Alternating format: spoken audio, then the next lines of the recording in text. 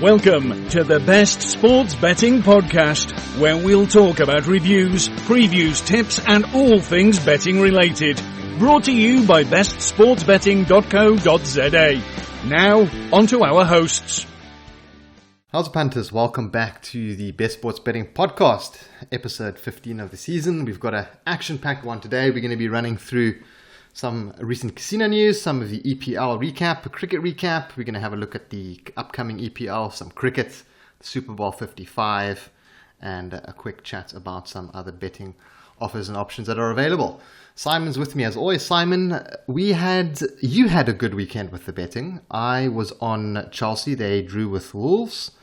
You were very heavy on Everton to draw with Leicester, and you were also very heavy on the unders in that game, and the game ended 1-1. So, yeah, nice result for you.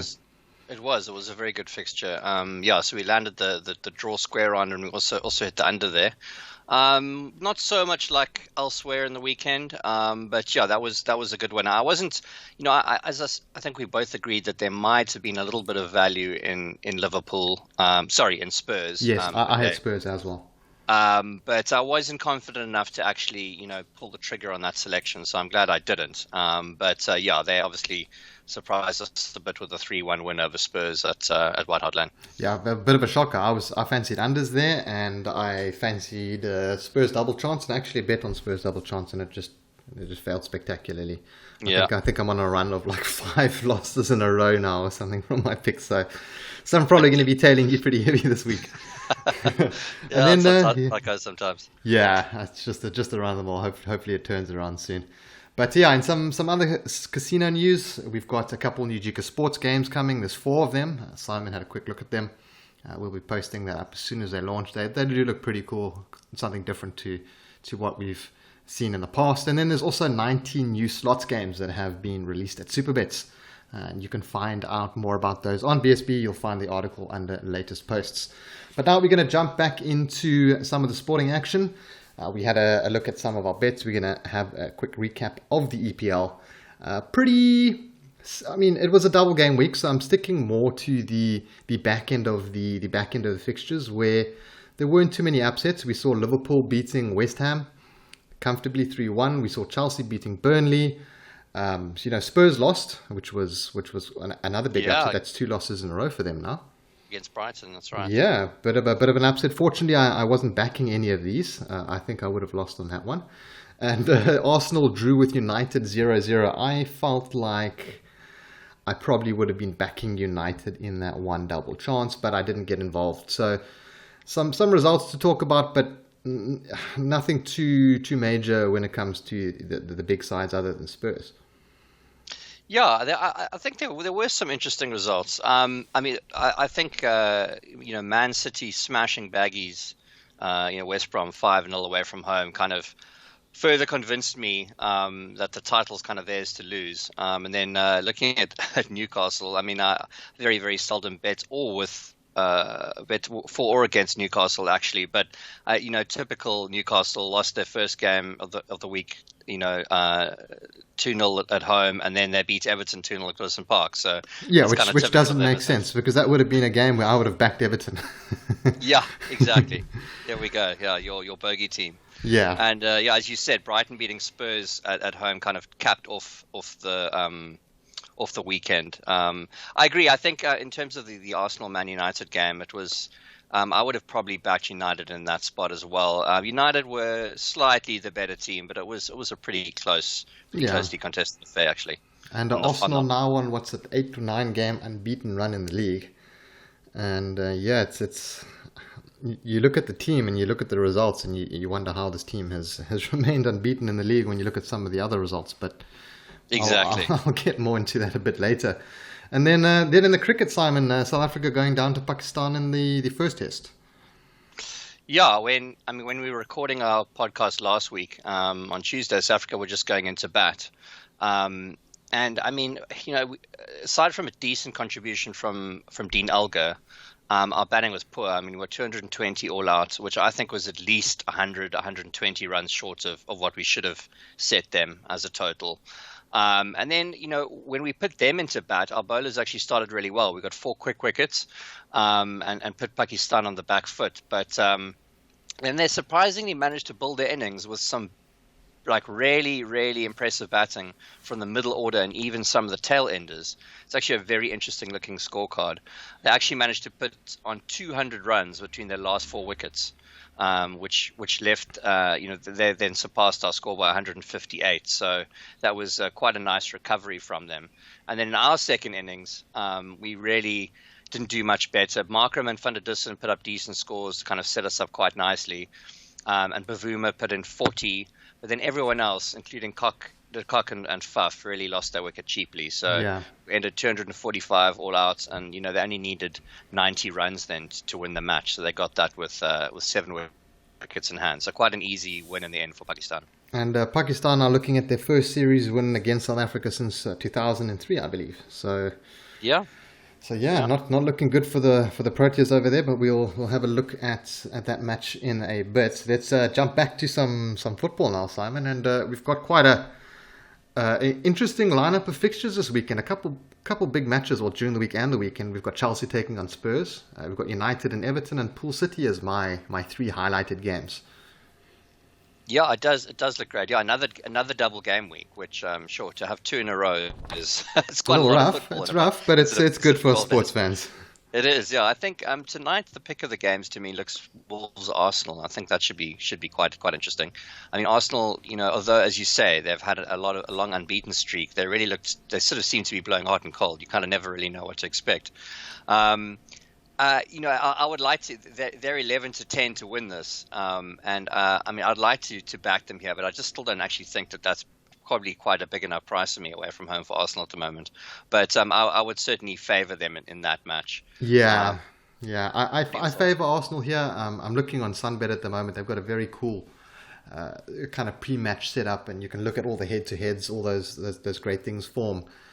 So I'm quite impressed by it. But just looking at that, there seems to be quite a mix between the matches between the sides. I mean, either of these sides can beat each other on the day. I fancy Arsenal here. The price is too short.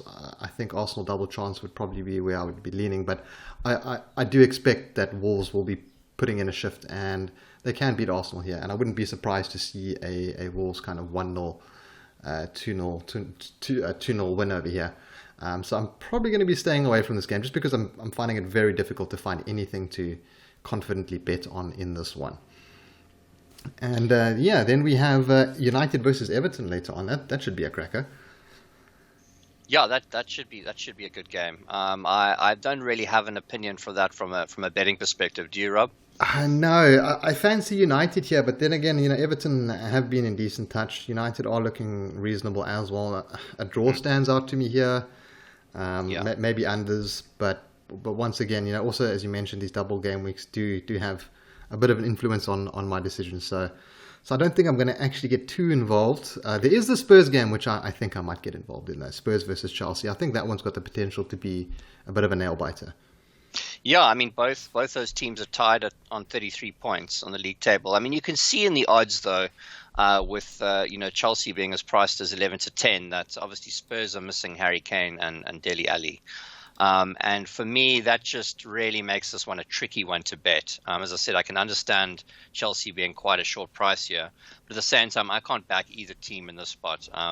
This is a complete leave-alone game for me. I think just with Spurs missing those 2 in the front, I can't back them, and I also just don't want to back a Chelsea away win either. Yeah, the Chelsea away win, considering their recent form, is just a little tricky. Once again, I fancy a draw here. I might take a very small accumulator kind of bet with a few draws just out of interest. I feel lots of draws in this game week. So there is, before we move on to the highlight of the week, which I think would probably be Man City Liverpool. There is one bet that I quite like on Wednesday, which is. Leeds have been quite a fun team to watch this season, and they've been scoring lots of goals, and they have a pretty leaky defense too. And their games are really tending to go over the 2.5 mark. And if you look at over 2.5, it's quite short. It's 13-20, which I still like that bet. I see that as a very, very good chance of coming off. But I like actually Leeds to score over 1.5 goals at 19-20 when they play Everton. So yeah, that would probably be my pick of the midweek games in terms of betting. Okay, so you fancy Leeds to bang a couple in there? Yeah. Nice one. I'm not sure I'm going to get involved once again. It's with the bogey team. So I'll stay away. Looking at this one, I think there'll be goals in it. Both teams to score I might fancy, but I haven't had too much of a look. Maybe a bet builder. I'm just having a look at the Sunbet one now. Might get involved in that. So I haven't been playing too many bet builders, and it's something that there's a lot of value in. So I might follow you there. I'll see if I can find something nice in the bet builder department for that one. And so Pool City, the big game. Draw. I think City can beat Pool, but Pool's front men are starting to find some form, which is concerning.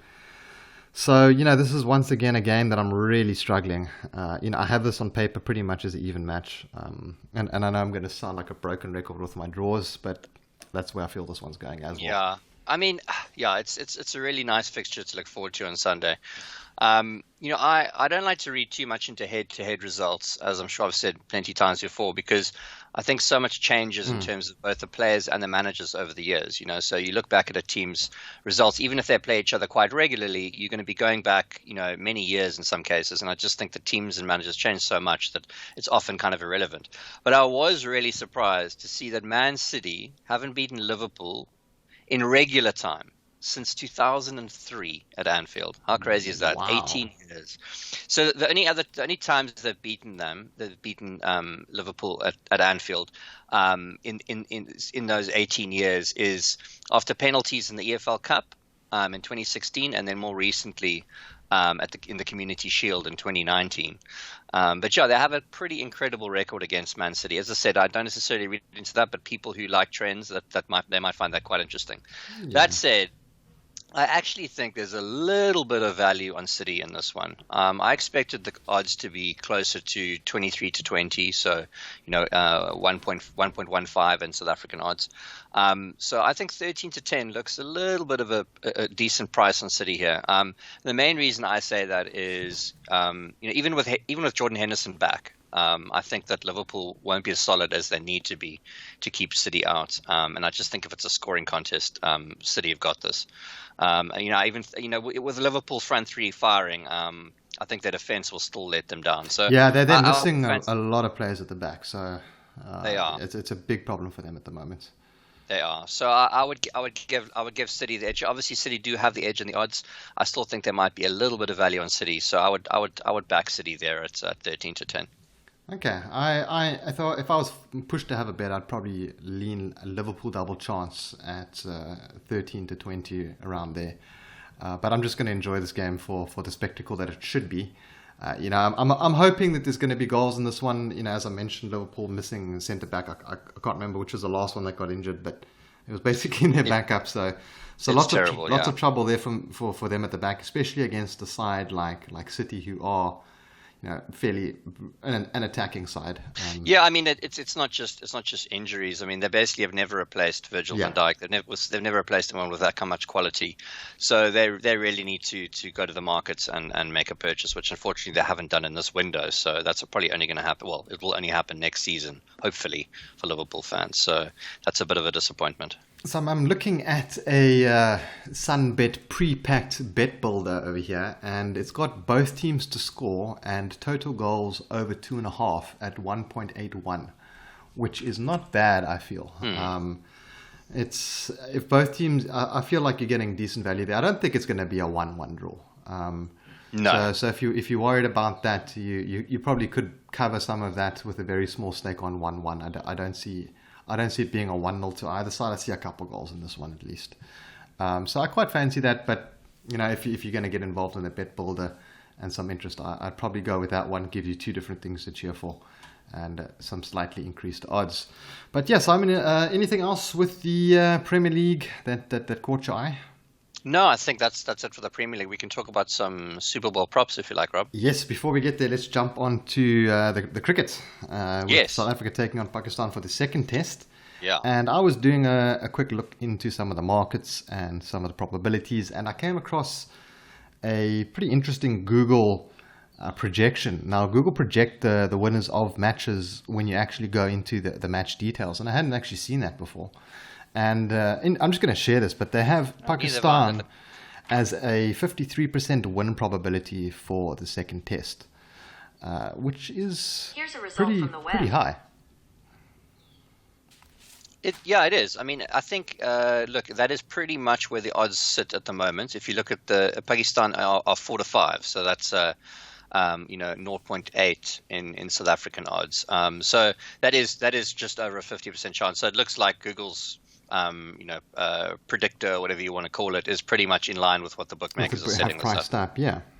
So I don't have an opinion on this. I have not looked into having a bet here, but I'm going to let you roll with it, Simon. I find these, whenever you have two test matches in a series, I always find that it's kind of really a bit of a coin toss. But this is the second and final test between South Africa and Pakistan. It starts on Thursday. And as I said, Pakistan are slightly shorter than they were before. They had odds of 4/5. And I think this price looks pretty fair, all things considered. Having seen these teams perform last week, I think there are some things to consider if you're having a bet on this test match in particular. And I mean, to be fair, I think that unless things change quite dramatically for the Proteas, it doesn't look too good. I think in the last test, I mean, we saw once again that they are not good at playing spin on the subcontinent. Yeah, they're just not good on this. It's a traditional South African weakness. Yeah, and I think that unless they get that right, I think it's going to be very tricky for them to win. And then again, I mean, we just have these absolute collapses in the batting. We had them in both innings last week, and we need like 2 or 3 big contributors in our top order. Every time. Otherwise, I just think we end up in so much trouble.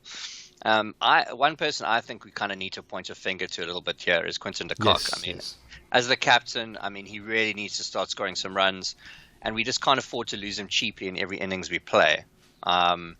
I actually think he would be better suited to playing slightly lower down the order. He comes in at 5 currently, and is actually, I was looking at some stats this morning, and it's actually quite interesting to see that the lower down the batting he comes in, the higher his averages in Test match cricket. Yes, I've watched Quinton de Kock quite a bit over the years, and he feels a lot of pressure, I feel, when he's playing much higher up the order. Mm-hmm. The problem is you want someone with his talents in a position in a test match where they can bat for a while.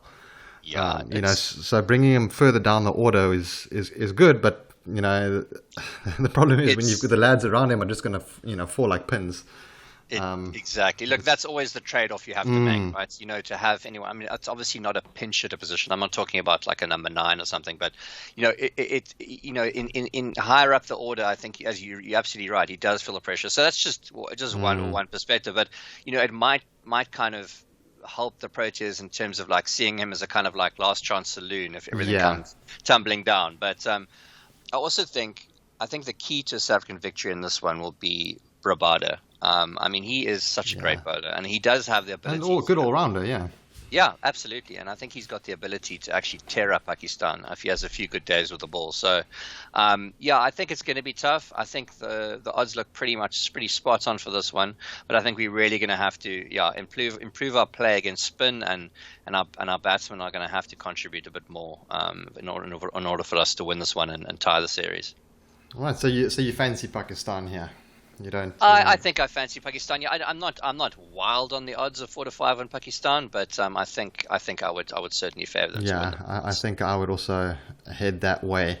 Maybe if South Africa improve, a draw maybe, but draws in Test matches can be such fickle things to bet on.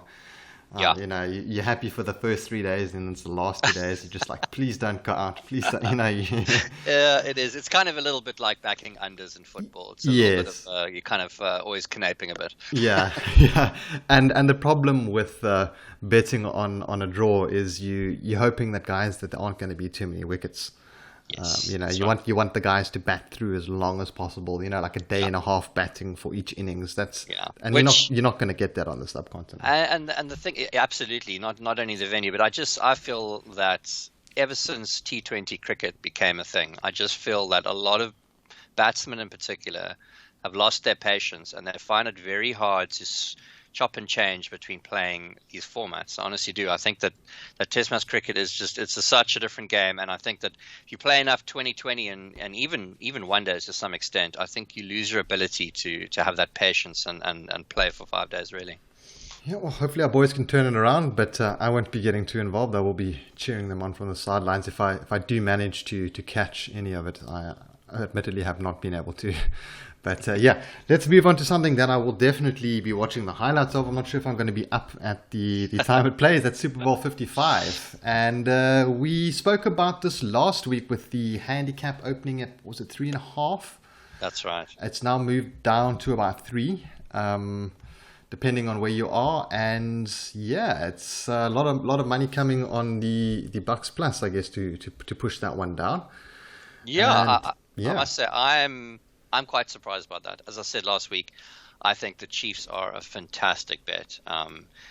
If you can get -3 at somewhere around 1.8 or 4 to 5, I think you're in the money here. I'm looking at Sunbet and you're getting a 1.86 on the -3. I mean, if you want to tone that down to -2 and be safe, you're getting 15 to 20. So yeah. Pretty convincing arguments to be made for backing the Chiefs, but you want to have a look. Yeah, sorry, go ahead, Simon. You can also, you can also back on Sporting Bet. You can back the Chiefs in regular time. So that just means as long as there's no overtime and they still win the match, just a straight win with no handicap at 1.63. So I would actually prefer to take that 1.63 than the 1.68 minus yes. 3. Well, you can get the Chiefs to win the game at the end of the fourth quarter at 1.66 at Sunday. Right. So it's the exact same market. They've just worded it really strangely. Results at the end of the fourth quarter. But let's get back to the to the topic at which you're talking about Super Bowl props. Yes, so some props, Simon. So why don't you describe to our listeners what a prop is, a proposition bet, and prop bets, what some of them are, some examples. Prop bets are actually fairly simple to understand. They're side markets in the NFL where you can bet either on an individual player's performance or certain events happening within the game. So a lot of markets available on soccer are actually prop bets. We just call them exotics in South Africa. So an example of a prop bet in soccer would be, Harry Kane to score 2 or more goals in the match.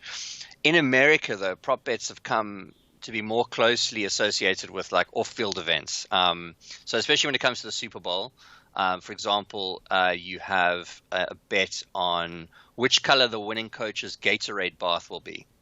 How long the anthem's going to be, right? All of these things. So yeah, it gets really funny. I mean, so there's a tradition, and anyone who's watched the Super Bowl will know this. There's a tradition in the Super Bowl that the winning coach is dunked with this giant bucket of Gatorade, which is basically like an energy drink, and you can bet on which flavor or color it'll be. And as you say, another fun one is the length of the national anthem, which is always an over/under bet, and it's always around 2 minutes. So it's always the anthem's always sung by a famous performer like Lady Gaga or someone like that. And I guess the trick for betting this prop is to kind of think about how they sort of might flex their vocal cords and hold the long notes, especially at the end. The land of the brave, and how long they're going to hold that, that can make all the difference in terms of your over/under. So, it's really fun. I mean, obviously these things are pretty random, but they're really fun. But getting to the more sort of game-related props, shall we say, there are a couple on Sporting Bet which I spotted, which I liked. One is the Chiefs to score the last touchdown at 8 to 10, and funny enough, the team to score the last touchdown has won the Super Bowl for the past 11 years. Wow. And you're getting close to even money there. And I think not only is obviously the trends are working in your favor for this one, but also the Chiefs are just such a fourth quarter team. They just get better and better and better throughout the match generally and throughout the season as well. So I just think that I wouldn't be surprised if the final score in the fourth quarter is 14-0 to the Chiefs or something like that. So I really like that bet. And then going back to the Gatorade bath, I like it. This is the favorite, and I like it to be orange. Yes. At 14 to 10. And my reasoning here is pretty obvious. And the Chiefs and the Buccaneers both have an orange kit. And another thing is that it's been 9 years since there was an orange Gatorade bath. path. So you might say the odds are not in my favor, but I think this is a perfect opportunity to have an orange one because both teams have an orange kit. So look, very speculative bet. It is the favorite at 14-10, so obviously won't be surprised if it comes in necessarily. But I think still overall, my favorite bet, not a prop, would just be the Chiefs to win in regular time at 1.63, or you can just take them straight to win at 1.6 or minus 2.5. Rather don't take the 3. Rather take minus 2.5. At anything around 1.85, 1.9, somewhere around there. Yeah, so lots of different props available, and that the water one is one that I have bet on in the past. There's going to be lots of different ones that I'll get involved in as well. I like taking these long shot Super Bowl bets. Is there going to be a safety in the game? You say yes, you're going to get some crazy odds on that. I might even, just for giggles, take the game to end in a draw. So all of these little prop bets are more fun bets that I take, more kind of micro bets that I want to see play out in the match. I don't expect to make anything on them. I have hit a couple lucky ones in the past, but I don't base that on that. I take a whole lot of bets that I think are fun on the day. Go have a look through all the different props. Find ones that you like. There's something for everyone there, really, and it makes the experience so much more entertaining when you have these little bets popping off every 10, 15 minutes. And the great thing is that South African bookmakers like Sportingbet and Bet.co.za in particular, I've noticed they're adding more and more prop bets every year because I think they're seeing the popularity of these bets. One little tip I'll give people in terms of betting props is you got to remember that because there's so many I want to say amateur or beginner bettors betting into these markets, often the no has a lot more value than the yes. So, if you want to bet for something not to happen, you're probably going to get slightly better value than betting for something because just generally people prefer to see things happen than not happen. So just bear that in mind, that you might find a bit more value in betting for something not to happen than for it to happen. And while we're on the topic of betting markets and value, you should also realize, punters out there, that your bets on some of these prop bets may be limited. These are often fun bets from the bookmakers. They don't expect to take, say, more than $1,000 to $2,000 on the markets. So your market liability is going to be very low. So don't expect to get 10K down on one, the anthem or something like that. I wouldn't be surprised if they restrict that to 500 Rand or 1,000. So just keep that in mind when planning these bets. You shouldn't be betting 10,000 on an anthem anyway. So I agree with you there. So Simon, you reckon this time next week when we're going to be talking about the Chiefs having won the Super Bowl? I most certainly do. I do. I think I must say, as I said, I'm surprised that we haven't seen the number move more in the Chiefs' favor.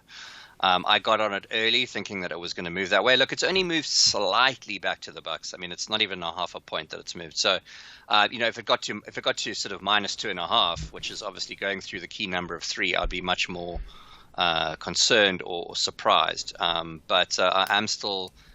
I think I was thinking it was going to get to 4.5. Maybe we won't see that, but I'm fully with the Chiefs on this one. Can I get a score prediction from you? Are you brave enough? Okay, well, I think it's probably going to be quite a high-scoring game. I would think that the Chiefs would score at least 30 points. I would think it would be something in the region of, 30-24 or something like that to the Chiefs. I fancy 27-17 to the Chiefs, 27-20 around there. Close enough to what you've got, just minus a touchdown or so. Nice. I think the Chiefs will win this by more than a touchdown. So I might take that as well. But yeah, that's going to be my one, 27-17 to the Chiefs. I might have a bet on that one if I can find it. I've been able to bet on it in the past, so it shouldn't be too much of a problem. But yeah, then that pretty much wraps up the podcast. We did skip over the Cape Town Met, which ran over the weekend. It was a very quiet Met, very short or small quality field rather, with Rainbow Bridge coming in as the winner. And it was a bit disappointing that there wasn't too much of a build-up to the Met, but hopefully that changes for the July later on in the year. That will hopefully not be smack bang in the middle of what could possibly wave 3 of the COVID lockdown. Yeah, it's interesting. I mean, obviously, in the times we're living in at the moment, these kind of in-person events are obviously not the spectacle that they once were. So let's hope next season that'll turn around and we'll have in-person racing again. Yeah, because I mean, you see the bookmakers get more excited about it when crowds can attend. They have all these promotions, and we did have promotions this year, but they just weren't as amazing as they usually are. And you'll see more bookmakers, and they'll maybe get a sponsor then for the Met again. It used to be the Sun Met, and before that the JNB Met. So I mean, hopefully next year we can see something. Maybe the WSB Met. Hint, hint. If they can arrange that, they've already got enough advertising down at Kenilworth, so they might as well take over the Mets. Maybe the Hollywood Mets. They've got lots of money, so it would be nice to see that. Otherwise, I think the horse racing industry in South Africa is just having another nail put into the coffin. Which is very unfortunate. But anyway, that's enough for the podcast. And guys, thanks for tuning in. Simon, thanks for joining me. And we will catch you in the next episode, guys. Have a good one. Cheers. Thank you for listening. And don't forget to visit our site, Facebook and Twitter pages. Let's go make some money.